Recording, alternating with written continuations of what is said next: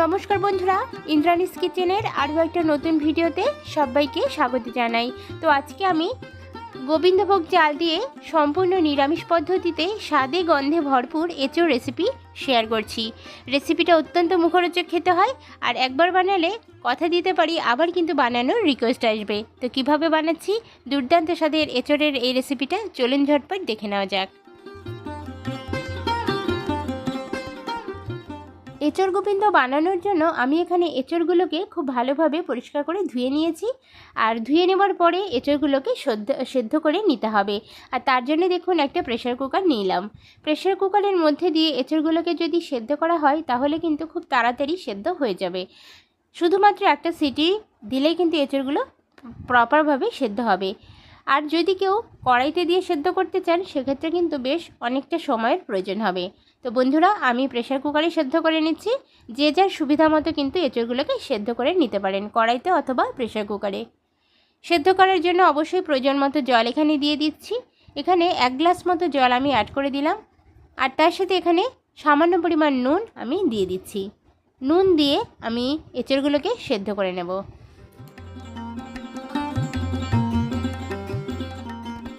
এঁচোড় গোবিন্দ বানানোর জন্য আমি বলবো সম্পূর্ণ কচি যে এঁচোড়গুলো হয় সেটা কিন্তু নেওয়া বেটার, এতে করে স্বাদ কিন্তু অনেক গুণ বেড়ে যাবে।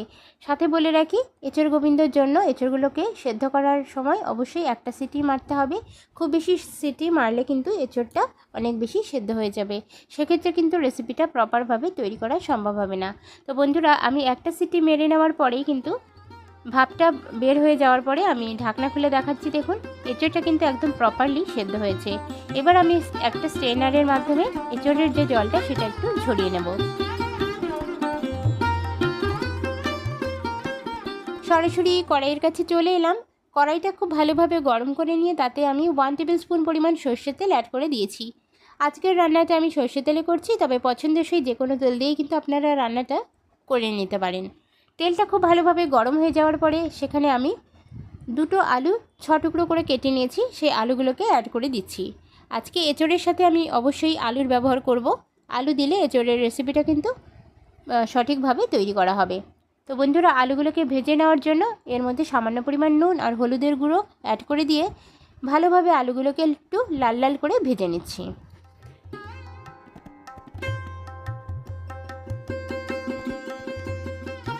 আলুটা খুব সুন্দরভাবে কিন্তু ফ্রাই করা হয়ে গিয়েছে। এই পর্যায়ে এসে আলুগুলোকে আমি আলাদা একটা পাত্রে তুলে নিচ্ছি।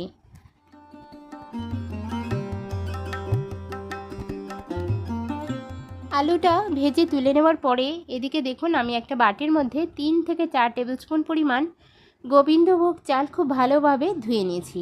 ধুয়ে নেওয়ার পরে এটাকে আমি বড় সাইজের একটা মিক্সিং জারের মধ্যে দিয়ে দিচ্ছি।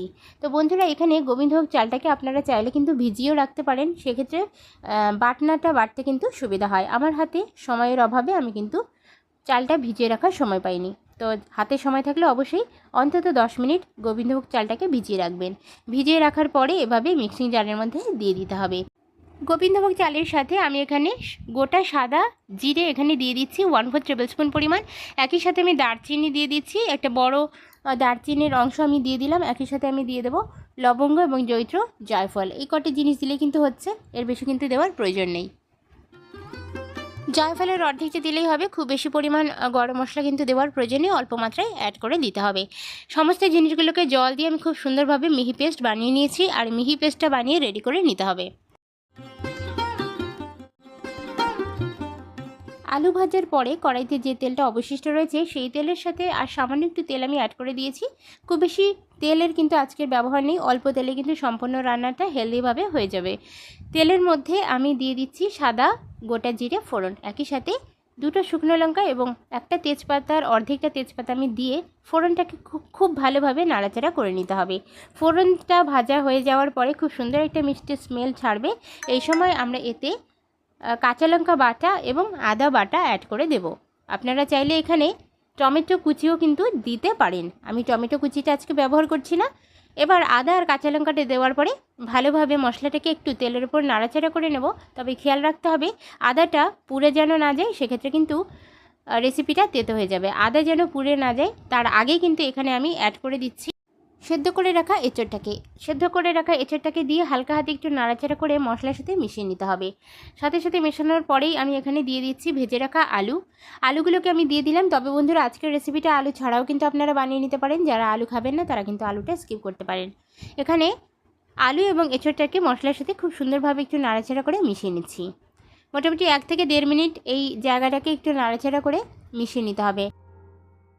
2 থেকে 3 মিনিট জাস্ট নাড়াচাড়া করে নিয়েছি। এরপরে আমি এখানে কিছু গুঁড়ো মশলা ব্যবহার করছি, আর এই গুঁড়ো মশলা অত্যন্ত স্বল্প মাত্রায়। প্রথমে দিলাম দেখুন প্রয়োজন মতো হলুদের গুঁড়ো, একই সাথে 1/4 টেবিল স্পুন পরিমাণ জিরের গুঁড়ো এবং ধনিয়ার গুঁড়ো আমি অ্যাড করে দিচ্ছি। জিরের গুঁড়ো, ধনিয়ার গুঁড়ো এবং তার সাথে হলুদের গুঁড়ো সবই কিন্তু অত্যন্ত অল্প মাত্রায় ব্যবহার করতে হবে। খুব বেশি গুঁড়ো মশলা কিন্তু একদমই দেওয়া চলবে না, তাতে করে রেসিপিটার টেস্ট কিন্তু অনেক বেশি খারাপ হয়ে যাবে। তো তার জন্য খুব ভেবেচিন্তে কিন্তু এখানে গুঁড়ো মশলাটা ব্যবহার করতে হবে। গুঁড়ো মশলাটা দেওয়ার পরে হালকা হাতে মিশিয়ে নিচ্ছি। মিশিয়ে নেওয়ার পরে দেখুন একটু ভাজার মতো যখন হয়ে যাচ্ছে, সমস্ত উপকরণগুলো ভাজা ভাজা হয়ে যাচ্ছে, সেই সময় এসে এখানে আমি যে গোবিন্দভোগ চালের যে পেস্ট বা যে বাটাটা আমি রেডি করে রেখেছি সেই বাটাটা এখানে অ্যাড করে দেব। আর আজকের রেসিপির মেইন উপকরণ কিন্তু আজকের এই গোবিন্দভোগ চালের এই রেসিপিটা। এর সাথে অবশ্যই কিন্তু যে জিনিসগুলো আমি গোবিন্দভোগ চালের সাথে মিশিয়েছি সেগুলো কিন্তু দেওয়ার চেষ্টা করতে হবে। দিলে তবেই কিন্তু রেসিপিটার টেস্ট প্রপারভাবে সুগন্ধিময় হয়ে উঠবে। এবার দেখুন দেওয়ার পরে এই জিনিসটা, যেহেতু চালের একটা রেসিপি, একটু আঠালো হয়ে যাবে, তো আপনারা চাইলে সামান্য একটু জল দিয়ে দিতে পারেন। দেওয়ার পরে এই জিনিসটাকে কিন্তু খুব সুন্দরভাবে কষিয়ে নিতে হবে। গ্যাসের ফ্লেমটাকে লো টু মিডিয়ামে রেখে আমি মোটামুটি 5 থেকে 7 মিনিট কষিয়ে নেব। তার আগে এখানে দেখুন আমি কালারের জন্য দিয়ে দিচ্ছি Kashmiri red chilli powder. Kashmiri red chilli পাউডারটা দেওয়ার ফলে কালারটা অসাধারণ আসবে, এটা কিন্তু ঝাল হয় না। তো এই কাশ্মীরি রেড চিলি পাউডার দিয়ে আমি ভালোভাবে এই জিনিসটাকে তেল ছাড়া পর্যন্ত কষিয়ে নেব।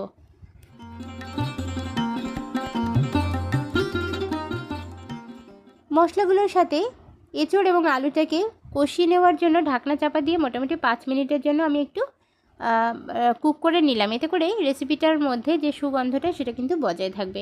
অবশ্যই ঢাকনা চাপা দিয়ে দিতে হবে।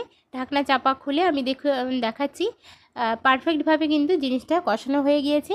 এই পর্যায়ে এসে আবারও একবার নাড়াচাড়া করে দিয়ে আমি এর মধ্যে জল অ্যাড করে দিচ্ছি। জল এখানে আজকের রেসিপিটা একটু গামাখা হবে, তো বুঝে কিন্তু জলটা অ্যাড করতে হবে। আমি এখানে মোটামুটি ছোট বাটির 2 বাটি জল অ্যাড করে দিচ্ছি।